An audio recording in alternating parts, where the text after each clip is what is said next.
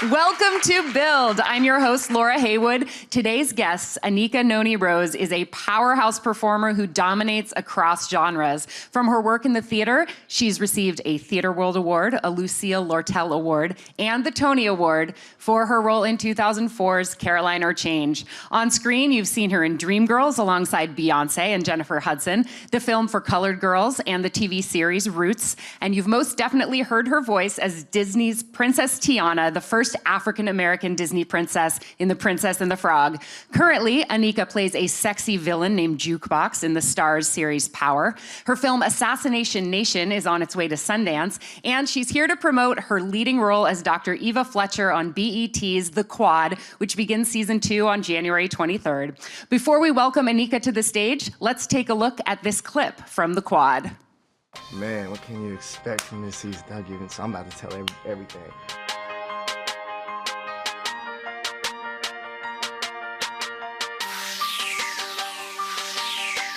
A lot of action. There's a lot of action this season. A lot of steamy romances this season. There's some nitty-gritty going on this season. Season 2 of The Quad is going to be full of curveballs and emotional roller coasters. I would describe season 2 as thrilling. You can expect a lot of hookups, a lot of real-world issues. These relationships get crazy. You never know who's gonna end up with who. Definitely a lot more drama.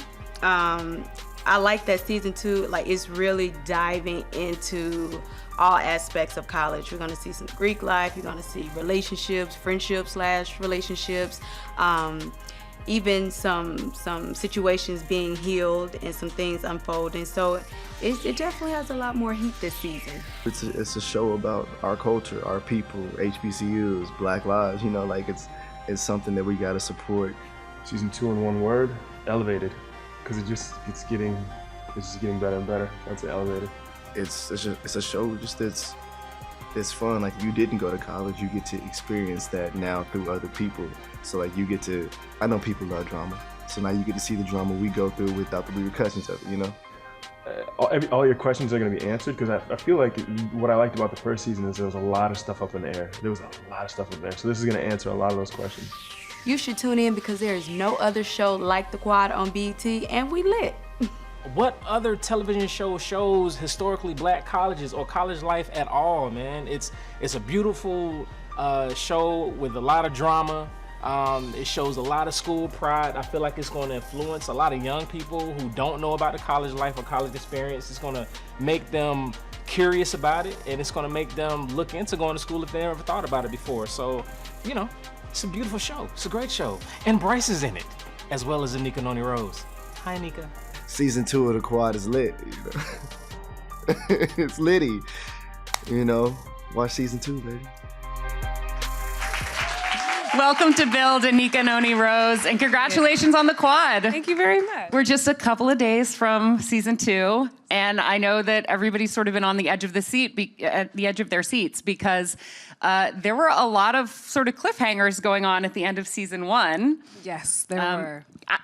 Watching the clip and hearing the actors say that there's going to be a lot more drama and it's all going to be elevated. There was so much drama in season 1.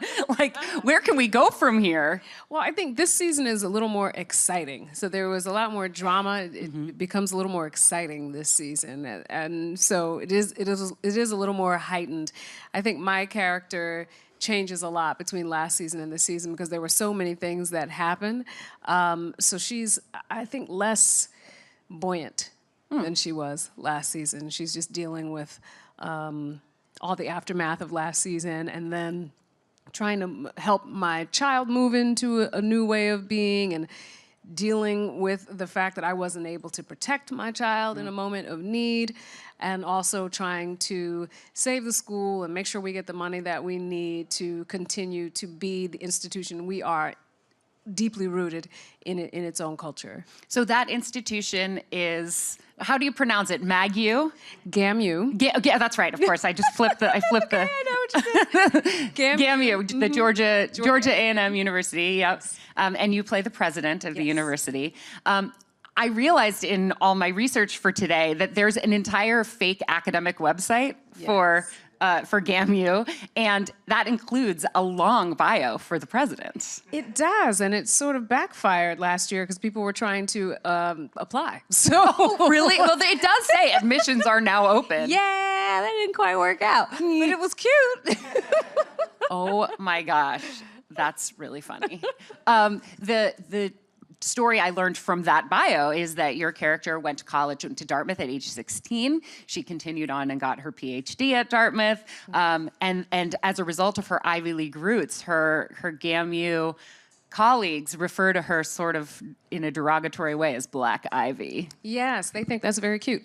They're jealous. Jelly. She's the first woman president that they've had, and she's the youngest president they've had. So they're really intimidated by this woman who came out of nowhere and is not really part of this culture being Southern culture, but also being the culture of HBCUs. So I came to be in charge of something that I really did not know much about. I knew the Ivy League system, but I didn't know this system and all of the depth of the culture that is connected to it. So they were upset about that, intimidated by it, and they're going to have to get over it. You obviously are known for your work in theater, as well as a ton of on-screen credits, like so many, we're not gonna have time to really even touch on very many of them. I'm curious about creating a character like Dr. Fletcher, and how that compares to creating a character for the stage. I'm assuming that since she's not a single episode, and she's not even just a background character, but the leading character of this series that's now into its second season, that you have the ability to go deep with her the way that you might with a theater character. I think that creating a character for television is a little different. And it also depends on the project and what the network is and what the money is behind the project as well. But generally, you just don't have as much time. So I create it the same way, but I don't have the same amount of time to live and breathe that character before we are putting that character on screen. So in theater, I'm creating a character. We've got 4, potentially 5 weeks of rehearsal, and then we've got 3 weeks of previews. That whole time, we've created this world and this character and these lives with each other. So it's a much more in-depth process on hands-wise. However, on TV, you have to be just as in-depth quickly. Meaning you have to have the entire character built for episode 1. You I can't have wait to till figure episode it 10. out Yeah. before we start shooting. But, you have a season, so that the character is still going to grow and change and live. And so it's just sort of a different way. It's an accelerated version.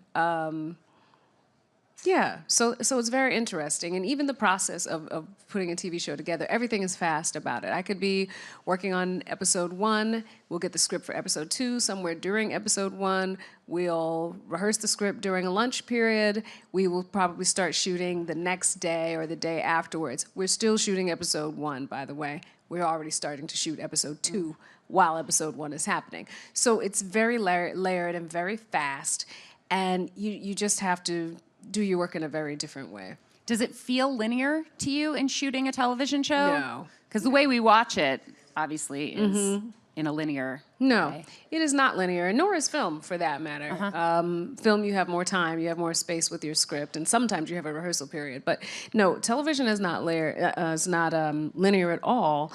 So what I do is when I'm working on a particular scene, I will write at the top of the page of whatever new scene where I had come from, when was the last time you saw me, what potentially was the time that has gone by. Oh, that's so smart. Well, I have to, because otherwise I'm like, you know what I mean? Like, 2 weeks could have gone by. It doesn't. It's usually like a day or whatever. But it could have gone by. And, the last scene where you saw me, potentially I broke my foot. But it's been healed, and now I'm back. Well, if I don't know that, if I don't realize that, I'm limping in a scene where I don't have to be. So you just sort of have to keep your mind on a schedule and in a space. And also, just as far as the development of the character, how far do you want to take whatever emotional thing is happening? How does that affect you? Are you still sad about something? Is that still living with you? Did something fabulous just happen and you've just come out of the room from that fabulous thing? If you don't realize that that's happening, something fabulous has happened, and then the next time they see you, you're like this. And people you're watching, like, well, what? Wasn't she just happy? So you really have to pay attention to all that. Just since you brought up a broken foot, can we? And we're in a full-length shot right now. What happened? So boring.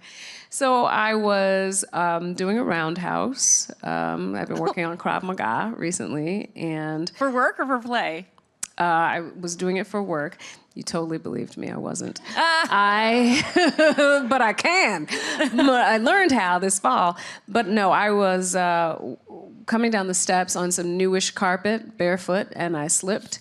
And I was getting ready to film something to send to my management that was important. So I was saving my iPad, and then my little toe tried to save me, and it didn't work out. You sacrificed your toe in favor of your iPad. Yeah, I gave up my toe and a metatarsal. They're both a little cracked up. How did the project go that you filmed for your management? It was fine. It was actually a birthday video for the woman who inspired Princess Tiana. Oh, wow. So she turned 95. So we were going to save that iPad. Yes, you were. Yeah, good for you. Princess Tiana is iconic. You have been named a Disney legend. Yeah. You're still doing work as Tiana, right? Yeah, sometimes. So I'll go in and voice a game or a doll or something new like that. And every I don't know, every year they come in with something and you pop in for a day or two and throw something else down. But she's still in people's minds and in their forefronts, and that's fantastic because she's still touching people, which is I love Tiana. Thank you. I see your pen. Oh, I'm wearing a little ode to Tiana. So that movie took place in New Orleans, and that's also where Assassination Nation filmed. Yes. Did it? I know, obviously. Princess and the Frog was a cartoon, and you didn't necessarily go to New Orleans. But I love New Orleans. I can imagine that there's a part of it that feels like home, because I've heard you say, I saw myself in Tiana so much, and Tiana is me. So I just wonder whether there was something that felt like coming home to be back in New Orleans. Whenever I'm in New Orleans, it feels like another home to me, and I'm treated as such. I walk down the street just doing whatever I do, and I'm not thinking about, me, Anika Noni Rose, and my place in the world. But people recognize me, and I'm still surprised by it because I'm looking very casual with, chapstick and lotion, basically.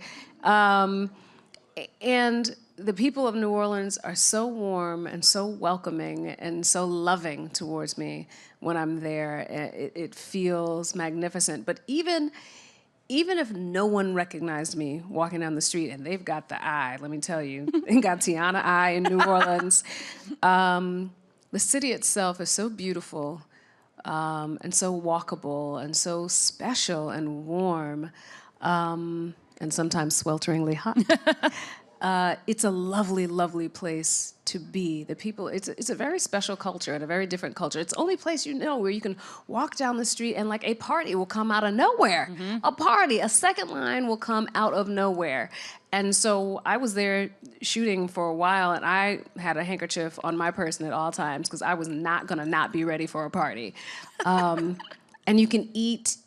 One of my favorite restaurants there is La Petite Grocery, which is on Magazine Street. And I'm not a crab person. I don't really like crab. But they make these crab beignets. Let me tell you. First of all, I didn't even know there was a savory beignet. Yeah, I was going to say, I only didn't know that the was an powdered sugar option. one. I'm about the sugar. So I was surprised. But this beignet was so magnificent that every time I go there, I try to go to that restaurant. And the last time I went and I made my reservation. I was excited, and I was there for brunch. I put my little order in, and they did not have a crab beignet because of the season and something was happening. And I packed my little bag and went on about my business because, my mouth was set. I was so disappointed. I went back a couple days later when they got the beignet thing back together. But everything at that restaurant is magnificent, and I love it. I love that city. How long were you there for Assassination Nation? For Assassination Nation, I was only there for a couple of weeks. For Roots, I was there for 2 months. Right, that's right. So that's why I really got to learn the city and know the city and love the city. And at their aquarium, you can pet stingrays. And when I tell you they are the sweetest things, and they come up with little smiles on their face, like, and you just want to rub them. They're soft.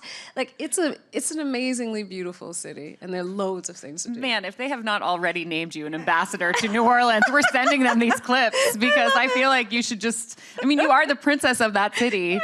How many frog things do people gift you? Not so many frog things. Because like half the movie or more, she's. Yeah, no. Somebody gave me a turtle this fall.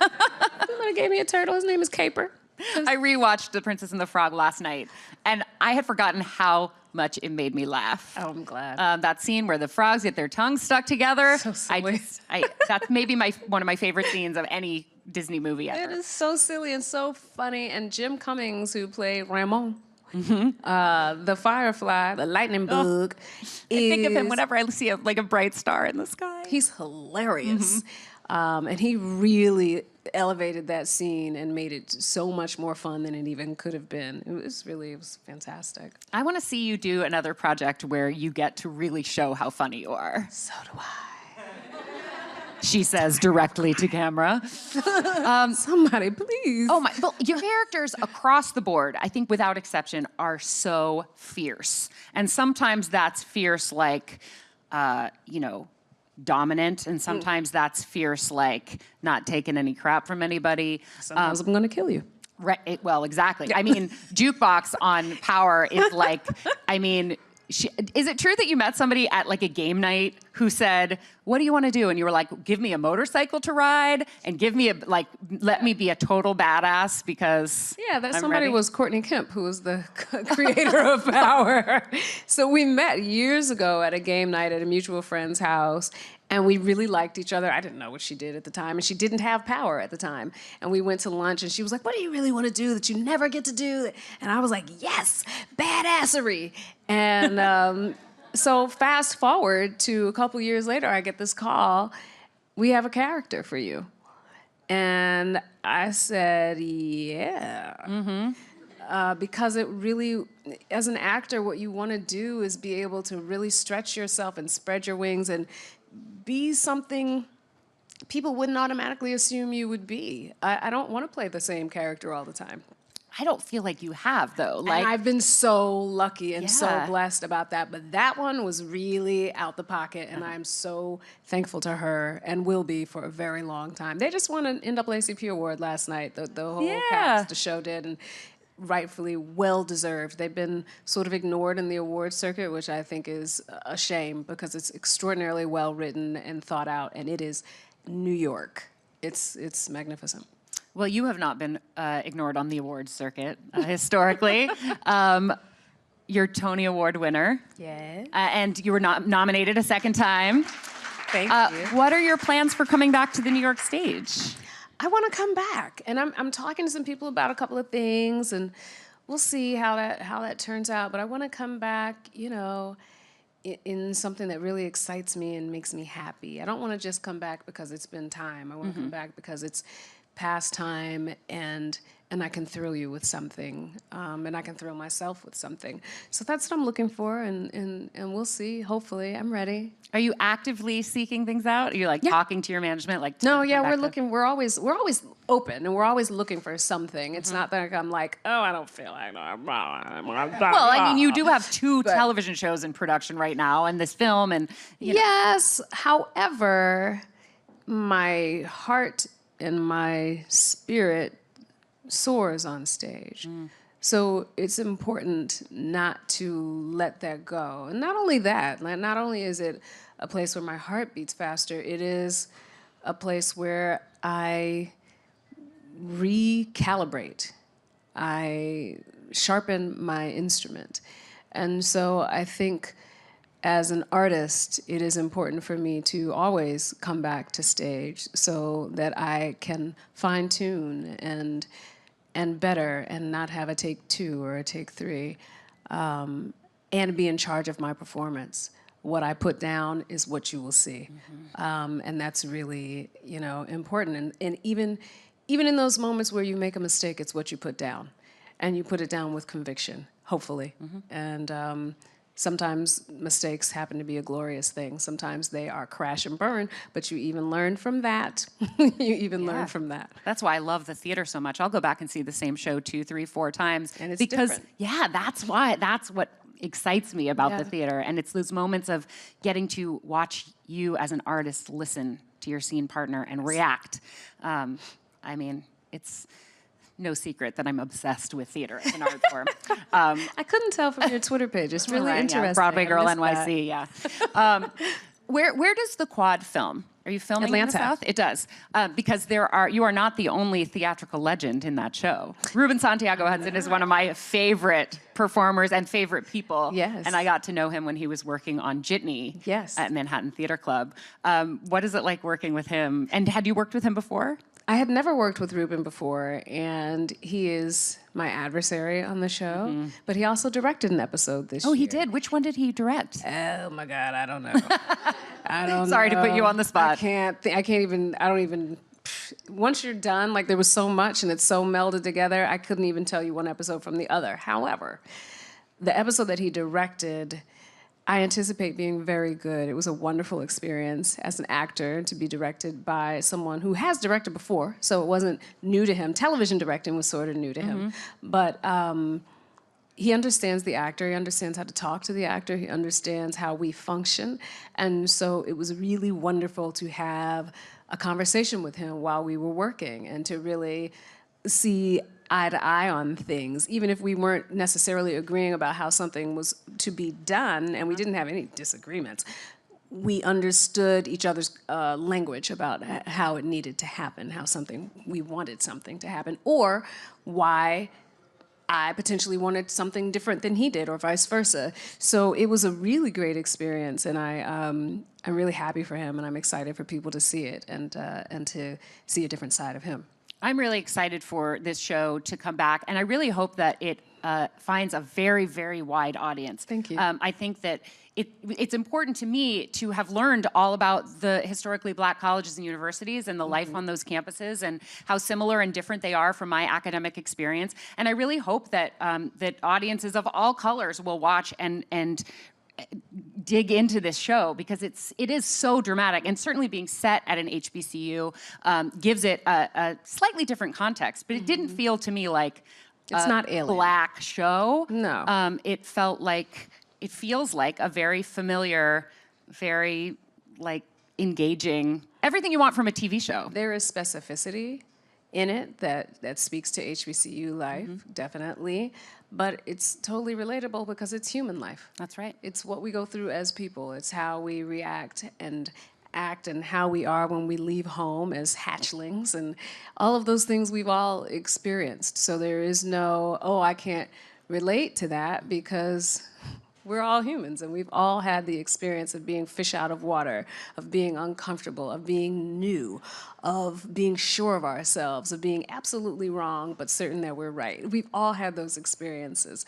So it is, I think, very open to all audiences and to families, because young people can watch it who haven't gone to college yet and potentially be spurred to want to be a part of that life. Their parents can watch it with them and watch the faculty and know what's happening, but also have conversations with their high schoolers about the dangers that are happening on the screen and how to avoid those things, or, what they went through when they were in college and how they avoided or did not avoid those things. I think that my favorite thing about this series across the board is that it is unapologetically dealing with real important issues that are happening on college campuses and are happening everywhere, whether it's sexual assault, whether it's gender discrimination. Whether it's suicide, there are so many different issues that every episode, it seems, brings another one into the fold. But this is not this is not a sitcom. This is not a like, let's get together and giggle over. It's not, but this season I think has a bit more humor than last season, and it's not going to turn into a comedy by any stretch of the imagination. So sorry, it's not. But I watched the first episode and I laughed several times out loud during the episode, which I think is great because there's so many things that are so heavy that are happening that you need that release. But it is a real life show, and it is going to talk about real life things and take you with it, which I think is very important. I think particularly now, with what's going on in our country and what's going on with this administration, it is more important than ever to look at truth and to say it for what it is. And we have the opportunity to do that, which I'm really thankful for. Last season, we had a rape on campus, which was horrific and awful. And I asked my showrunner if we could do what do you call those things? A PSA. Thank you. Thank you for reading my mind. Well, I was going to ask you about it because I actually thought that was I thought that was like a part of the show where it was like the college president and this sexual assault victim are going to do a PSA for the university. And then it turned out to actually be you as Anika giving the straight to camera. Yeah. So the PSA has been very much on my mind. It was very important to me, and we did a piece for Planned Parenthood, and it's very important that we let people know that there are resources for them, because a lot of the times when people are dealing with issues, particularly young people, but anybody who doesn't feel like they have a support network, they don't know that there are networks out there for you, that it may not be your immediate family, it may not be somebody that you have on speed dial, but there is a number, and you can call it. And I was really thankful to be able to have that as part of our conversation, because it seems like we're living in a time where places of assistance are systematically being disenfranchised. And I'm just saying assistance generally. You can spin the dial and put your finger on it, and it seems like help is something that is being turned into a bad word. But you know what? People need help sometimes. So it was important for us. Well, good for you and to the show as a whole. We definitely will all be watching on January 23rd. Thank you. We've got time for a couple of questions from the audience. Great. Thank you. Hello. Hi, Miss Anika. Hi. What is your most favorite memorable acting role and why? Well, that's difficult because I've been really blessed with the roles that I've been able to do. So I'm just going to go through why the things that are my favorite, which are many, are Caroline or Change was magnificent. It was a phenomenal company of actors and singers, performers, and there was a great amount of respect and awe for the other person on stage while they were performing, and that's very special. It was also the first thing that I created from page to stage to put on Broadway, so that was phenomenal for me. Cat on a Hot Tin Roof is an amazing script and something I never thought I would do. Not that I was like, oh, I'll never be able to do that. It just wasn't even in my thought pattern that somebody would ask me to do that I would get the opportunity. And I love Tennessee Williams. And that was the first time I played an adult, really, on stage. And that was thrilling. Even though, weren't you in your 30s when you played Emmy? Hey, Hey. I was saying you look so good. Edit. Edit. Sorry. Bye, Laura. Those are things that I really enjoyed, both of those roles. Power, again, I was saying that was my favorite guest starring role on television. Like, loved it. Yeah, right? She was no joke. I was in all my New York joy up in that while being just horrible. Dreamgirls was fantastic. It was my first real major feature film, and it was like, okay. It was like God said, I know you want to do film. We're going to give you the thing that makes you feel most at home. Here, come do this musical. So that was great. I've been very blessed. I've been really, really lucky. And for the most part, I've been able to choose, accept, be offered roles that really, really thrill me, and I haven't had to take things because it was time and I needed to. And often we have to take something because you have to live, so you have to get a check. And I've been lucky to not have to do that often, that I've been afforded the opportunity to have roles that I really enjoy and connect to, and I found at the times that I have been like, oh my God, I just need a check, I have had a horrible time. So there have been times where I've just not had money because I didn't want to be unhappy. But most of the time I've been really, really lucky, and I'm really happy about the roles that I've been able to give you. Thank you. You have another question? Hi, Anika. How are you? Hi. It's always a pleasure to talk to you, and you know what I'm going to say. That hair is fierce. Thank you. Always bring it when you come here. And I wanted to ask you, though, I'm a huge fan of the quad, and I wanted to know what are some of the pros and the cons that came along with accepting that role to be a part of this cast as Dr. Eva Fletcher? That's a really interesting question. Thank you. Thank you, first of all, for loving the show. I'm really glad you do. You don't have to. But I'm glad you do. I think the cons are, as with any television contract, for me, I am somebody who suffers from wanderlust, and I hate being tied to something. I just hate it. I'm like, okay, look, this is a long time. There's something else happening. Look at that movie that just happened. I'm not in it. You know, so that is always a con to me when I'm tied to something in a hard way. That's also a pro, because as actors, how often do we not know where our check is coming from? So the pro is that I'm seated with a character that I have created. I know that my financial thing is going to be all right for the time that I'm there. I don't have to worry about that, and I can just focus on the art or whatever it is that I'm doing. Pro. Pro, I am a lead in this series. It's the first time I've been a lead in a series. I had a pilot that didn't get picked up a couple of years ago, so that's fantastic, so people can see, oh, she can carry a show.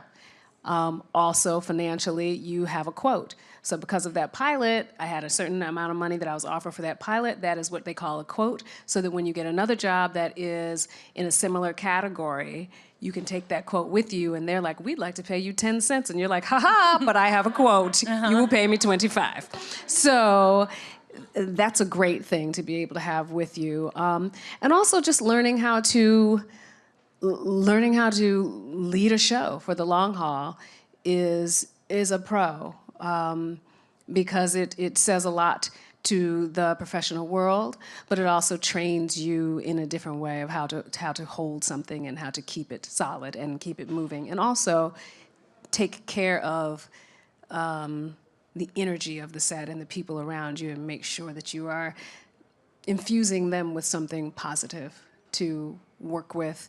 And potentially for the younger people that are working with you, though you're not going to work trying to be a role model, you do want to give somebody as the top of that particular totem pole, you want to give them something positive to look at. So those are all pros. We're going to take one more question from the audience, but first there's one more thing that I really wanted to ask you about, which is that I know that you're an avid reader, yes, and that you have actually optioned some of your favorite books that will hopefully make it onto the screen. Yes. I wanted to ask you what you're reading now, and that you're most excited about in the literature world. That is a good question. I want to say that the most recent thing that I've read, I haven't been able to read a book recently because I've been A, sick as a dog, and B, watching screeners for award season, which is a job unto itself, let me tell you. But before that, I read a book called Sing, Unburied, Sing by Jesmyn Ward. She's the writer of The Men We Reaped and Salvage the Bones. And when I tell you, this woman, her writing is magnificent. It's like being taken for a ride. The first book that I read, which was The Men We Reaped, I finished the book, I closed the book, and I'm not like an excessively dramatic person. I'm dramatic in my job, you know. It's my job, and I'm talking to you, so you don't want me up here in pajamas, like chilling, like I'm talking at home. So I'm giving you some energy, but I don't just walk around the world like, oh my God. But like, I finished reading this book, and I closed the book, and I turned over, I was in bed, it was the morning, and I started weeping from this book. the way that her descriptions, her movement, like these are people you always know. And that's in a very specific way, but it's also just the humanity that she puts forth on the page. I am in love with this woman's writing. And I would say if you have not heard of her, if you have not read her books, Jesmyn Ward, go get a book, any of them, and just get into it. Do not think that you're going to be chuckling. It is life on these pages. And I love her work. And then Daniel Jose Older, whose works I optioned, has the sequel to Shadow Shaper, which is Shadow House Fall, and I did the audiobook for that, and that came out this fall. So that was a good reread for me, and fantastic. Great, thanks for the recommendations. We're going to take one more question.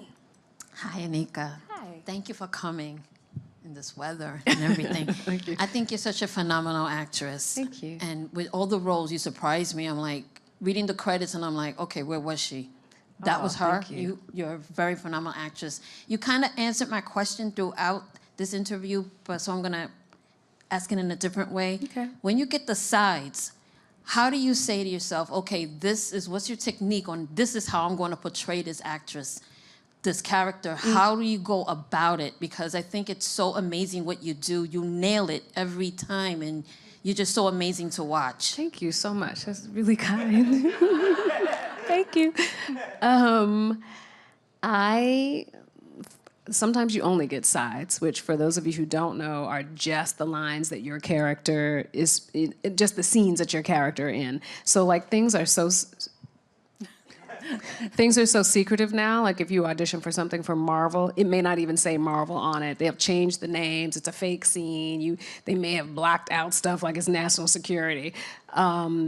So you only get scenes that you're in sometimes, and then other times you get the whole script. I love when I get the whole script because it allows me to know the world of what's happening a lot better. It allows me not only to read what the author has said about my character, but what other people say about my character, so I can take that into consideration. If I read something and I love it, usually I can feel when something speaks to me. This sounds very woo-woo, but when something speaks to me, I can hear the character's voice while I'm reading it. So I know almost immediately what this person will sound like when I'm doing whoever they are. Now, it doesn't always stay in that particular place, but that is the kernel that I come from. Sometimes it does. Laurel in Dreamgirls didn't change. Like I heard her from jump, and I knew.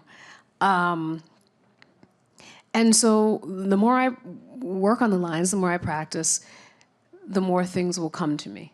And if I have somebody reading with me, that's always helpful because they'll read the lines, the other person's lines, in a very different way than I imagine the lines being read. That inspires different reactions as well. So usually that's really, it's something intuitive, but it's also a map that's been laid out by the writer that I take in. And sometimes you have to do a little research if there's something you don't know about somebody or a word that describes them. And you're like, oh, I don't know how that works for me here. So you'll do that research as well. Or something, if they have a certain profession and that is something, I'm going to stop, I'm going to go back. I did a role in a play called Valley Song, which is an Ethel Fugard play. And I played Veronica Yoncas. And Veronica was Africana. And she was colored, so she was what they call colored, which is she was of pure African descent, but also mixed with the Afrikaans, which is the white South Africans, the Afrikaners. So she was Afrikaans, she was mixed, she was colored. I spoke Afrikaans in the play, I sang in Afrikaans, but I also had the dialect of her everyday dialect. And it was amazing to me because I learned in that performance that the dialect affected the way my body moved. So because her speak was so open, she was very expressive and her body was much more open than it normally would have been. I would say the same for Grace Makutsi in the #1 Ladies Detective Agency, which was like doing theater on television, which was fantastic. Her speak, her clothing really affected the way that I moved because she was so held and so together and so precise. She was sort of like a bird, and all her movements were very precise, very not like me. And I love that because that's always a surprise. It's rarely something that I plan. And I feel like if I put it on a character, if I was like, okay, this character's gonna do this, that, or the other, it usually doesn't last. It usually morphs into something else, but it's a nice place to start. But I don't like to put things on the character unless it comes from something within. But I love when I'm working on a character and something pops out and jumps on me, and that's exciting. You are such a powerful actress and such a powerful woman and such a powerful speaker. Thank you. It would be easy to keep you here for hours, but I know you have other places to go. Anika Noni Rose, it has really been an honor to have you here. I cannot wait for the second season of The Quad. As soon as Assassination Nation is available beyond Sundance, I'm gonna make sure I'm first in line for that. I could not be happier to have gotten to know you a little bit, and I can't wait to see what you do next. Thanks for being here. This has been joyous. Thank you all for coming out.